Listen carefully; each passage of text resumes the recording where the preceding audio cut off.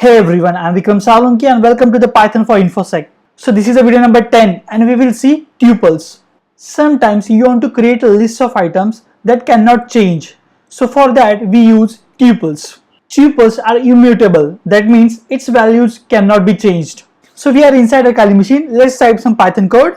First we will type Python. Okay. So let's create a tuple for days in month.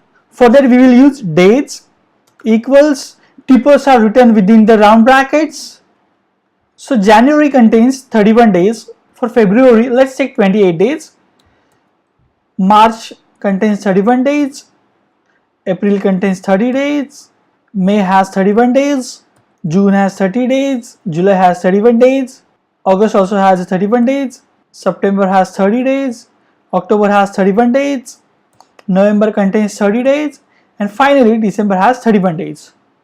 Now let's print our tuple dates. So dates. Okay. Now if you want to print the first values, we use dates in the square bracket 0. So it printed the first value. Now let's do sequence unpacking. In the sequence unpacking, we unpack items from tuple and store inside appropriate variables. Let's see how to do that. So let's store days into its appropriate month.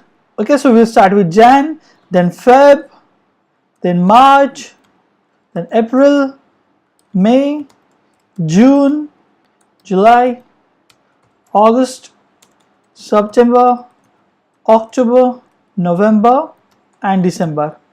And let's do sequence unpacking of dates. Okay.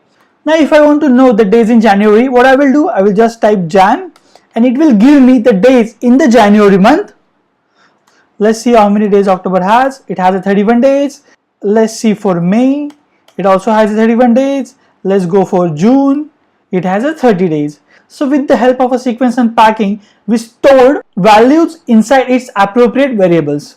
Now let's again see the graphical version of our program. So first we define the tuples dates with the number of days in a month. For the tuples, we use round bracket. After that, we just printed the days. And if you want to access the first element, what we did, we just write tuple name and inside the square bracket, the element position, that is a 0. So it gave us the first element.